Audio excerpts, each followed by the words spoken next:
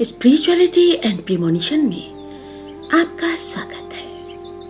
हरे कृष्णा। दोस्तों, आज फिर एक सच्ची घटना आपके सामने प्रस्तुत कर रही हूँ। पात्रों के नाम बदल दिए गए हैं। अपने क्षेत्र के ही डॉक्टर अभिजीत के पास मैं अपना ब्लड प्रेशर चेक करवाने गई तो वेटिंग रूम में राजीव को देखा। उसने मुझे नजरअंदाज किया और फिर मैं सीधे डॉक्टर के रूम में चली गई और ब्लड प्रेशर चेक करवाकर बाहर आ गई। वो तब भी सिर झुकाकर मुझे अनदेखा करने लगा तो फिर मैंने भी बात नहीं की, लेकिन मुझे वो बहुत परेशान सा लग रहा था। उसके बाद ऑफिस डायरी में उसका फोन ढूंढा और कॉल किया, लेकिन उसने मेरा कॉल नहीं उठाया। 3 वर्ष हो गए। राजीव की बिटिया रिंकी के विवाह में पीरागढ़ी के एक बैंकेट हॉल में राजीव से थोड़ी देर के लिए मुलाकात हुई थी। मैंने 1-2 बार उसका फोन ट्राई किया और फिर 3 दिन बाद उसके घर ही चली गई। स्वागत नई बहू ने किया। मैंने हैरानी से राजीव की पत्नी गायत्री को पूछा, बेटे का विवाह हो गया क्या? मुझे क्यों नहीं बताया? फिर गायत्री मेरा हाथ पकड़कर सीधे अपनी बालकनी में ले गई और हम दोनों वहीं बैठ गए। फिर उसने बताया कि रिंकी के विवाह के 2 माह बाद ही अरुण ने विवाह कर लिया था। कोर्ट मैरिज की, शादी फेरे कुछ भी नहीं, सब कुछ लड़की वालों के हिसाब से चलता रहा। हम तो मेहमान बनकर गए थे। चर्च में विवाह हुआ। मैं समझ गई बहू क्रिश्चियन परिवार से है। मैंने गायत्री को समझाया, अब जमाना बदल गया है, बच्चे भी अब ऐसा साथी ढूंढते हैं जिनसे उनका मेंटल लेवल मेल खाता हो। जब मैंने राजीव के बारे में पूछा तो इमोशनल हो गई।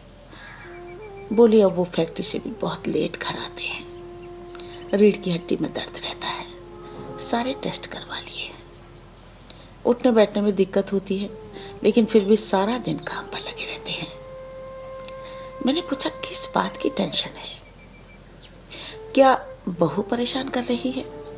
तो वो बोली, नहीं, बहू बहुत अच्छी है, वर्किंग है, हमारा ध्यान रखती है, सुबह सबका नाश्ता बनाकर ऑफिस जाती है और रात का खाना भी स्वयं बनाती है।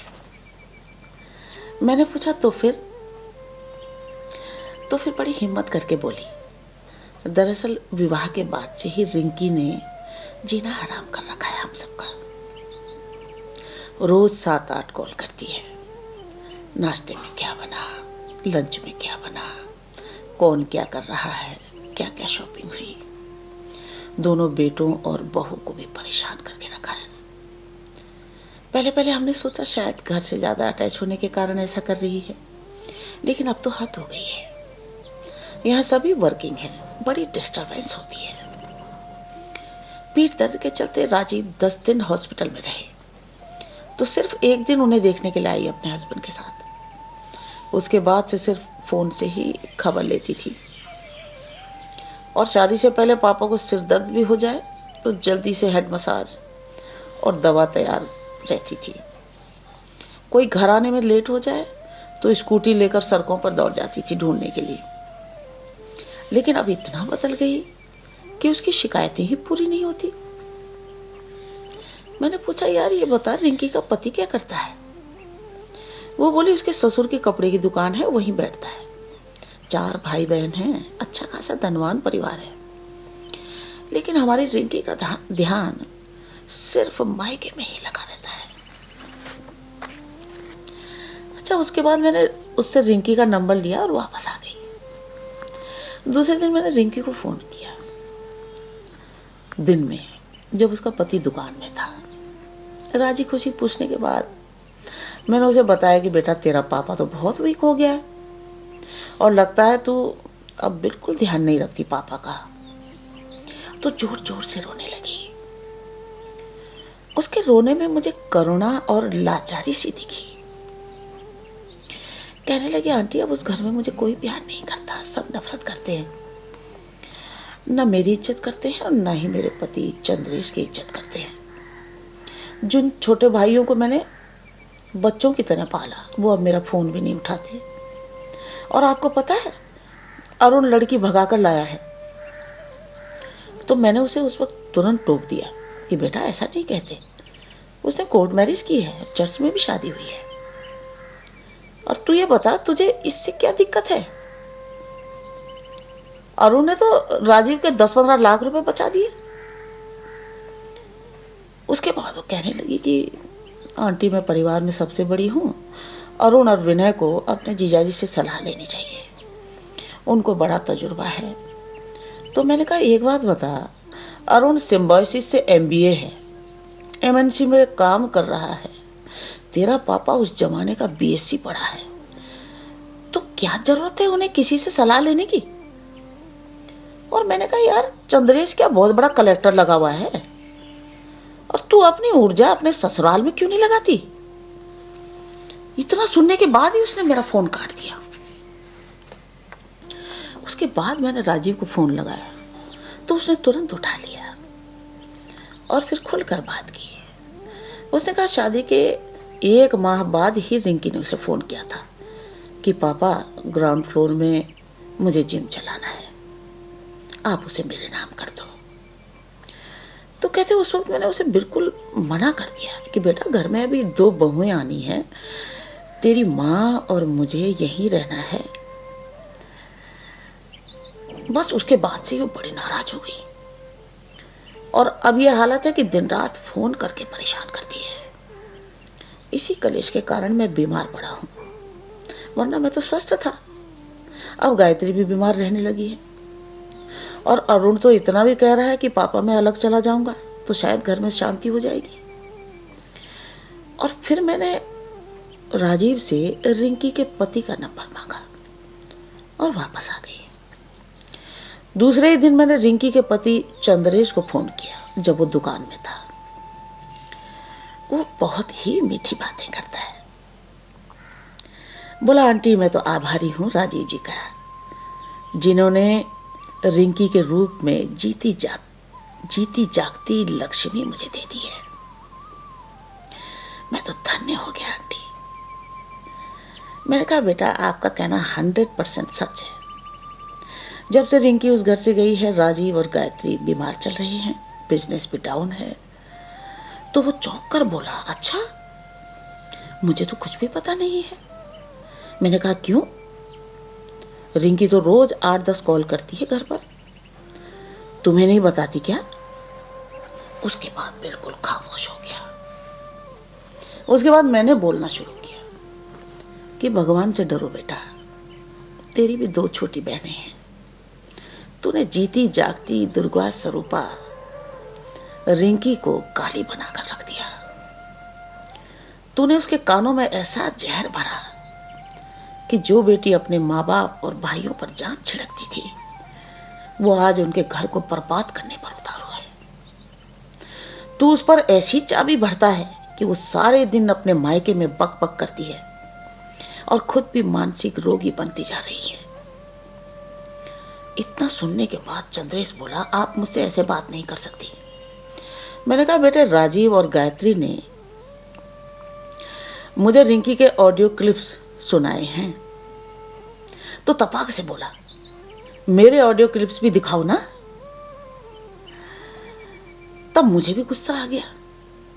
मैंने कहा बेटा तेरे जैसे शातिर लोग कभी सामने नहीं आते और भोले भाले लोगों के दिमाग हाईजैक कर उनका इस्तेमाल करते हैं। मैंने कहा मैं कल ही राजीव और गायत्री के मेडिकल पेपर्स लेकर दोनों को DCP से मिलवाऊंगी और फिर पुलिस पता लगा लेगी कि इनके घर में बीमारी और कलेश का कारण कौन है। उसके बाद मैंने स्वयं ही उसका फोन काट दिया। आपको हैरानी होगी कि दूसरे दिन से रिंकी के फोन आने बंद हो गए। सबको बड़ी राहत मिली। मैंने राजीव को कहा 3 साल से तू इतना परेशान है और तुम सब लोग रिंकी को दोष दे रहे थे।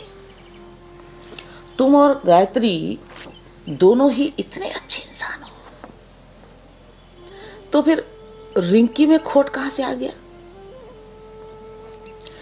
चंद्रेश उसके भोलेपन का फायदा उठाकर तुम लोगों के खिलाफ भड़का रहा था, क्योंकि राजीव ने रिंकी को ग्राउंड फ्लोर में जिम खोलने के लिए मना कर दिया था। 2 माह हो गए रिंकी ने दोबारा कोई कॉल नहीं किया और ना ही वो मायके आई। तो फिर एक दिन अचानक रिंकी से शिव मंदिर में मेरी मुलाकात हो गई। हमारे क्षेत्र का ही मंदिर है। उसकी सास भी साथ थी। रिंकी ने जैसे ही मुझे देखा तो दौड़कर मेरे पास आकर मुझसे लिपट गई और उसकी सास मुझे देखकर दोबारा मंदिर में घुस गई। उसके बाद रिंकी ने बताया कि आंटी, चंद्रेश अच्छा आदमी नहीं है। वो मेरे साथ बहुत गाली गलौज और मारपीट भी करता है। और चंद्रेश ने ही पापा से ग्राउंड फ्लोर में जिम खुलवाने का आइडिया मुझे दिया था। मुझे रोज कहता है, तू मुफ्त की रोटियां तोड़ती है, तू नौकरी क्यों नहीं करती। और घर के पास जब कोई कुत्ता दिखाई देता है तो चंद्रेश कहता है, वो देख तेरा बाप आ गया, वो देख तेरा भाई आ गया। तो मुझे बहुत दुख होता है। मैंने ये बातें कभी पापा मम्मी को नहीं बताई। मैं मजबूर हूं आंटी।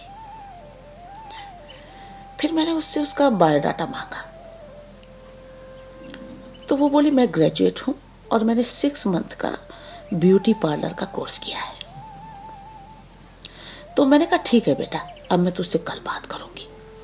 और फिर वो चली गई। और फिर मैंने राजीव से कहकर रिंकी को मायके बुला लिया और दूसरे दिन ही अपनी एक फ्रेंड के ब्यूटी पार्लर में डेली 12 घंटे उसे प्रैक्टिस करवाई और फिर स्वयं उसे अर्बन क्लब में लेकर गई और उसका रजिस्ट्रेशन करवाया।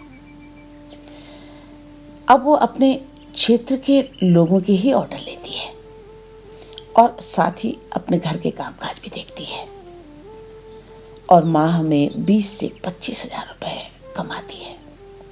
राजीव ने उसे नई स्कूटी भी खरीद कर दे दी है। और फिर मैंने एक दिन रिंकी को ऐसे ही फ़ोन किया तो उसने बड़ी जल्दी जल्दी बात की और बोली कि आंटी अभी ड्यूटी में हूँ, शाम को फ्री होकर आपसे बात करूँगी। मुझे बहुत अच्छा लगा। आत्मनिर्भर बनने के लिए बहुत बड़ी डिग्रियों की ज़रूरत नहीं पड़ती। हर व्यक्ति में कोई ना कोई गॉड गिफ्टेड प्रतिभा छुपी होती है। उसे बेकार न जाने दें, वरना माँ सरस्वती नाराज हो जाती है। आपकी प्रतिभा ही आपका रोजगार बन जाएगी। उसे निखारिए, जी जान से मेहनत करें, सफलता आपके कदम चूमेगी। दोस्तों, एक दूसरे की परेशानी में मजबूती के साथ खड़े रहें। बड़े बड़े विवाद भी आसानी से खत्म किए जा सकते हैं। गलतफहमियां राई को पहाड़ बना देती हैं। जब चंद्रेश ने मुझे कहा कि आप कौन होती हो हमारे मामले में बोलने वाली, तो मैंने तुरंत उसे जवाब दिया था कि तू तो 3 साल से ही जुड़ा है, जबकि राजीव और गायत्री तो सालों से मेरे परम मित्र हैं। और भला मैं अपने मित्रों की परेशानी को नजरअंदाज कैसे कर सकती हूँ। दोस्तों, आज हम किसी की परेशानी में उसका साथ देंगे तो कल हमारी परेशानी भी चुटकियों में हल हो जाएगी। Thank you.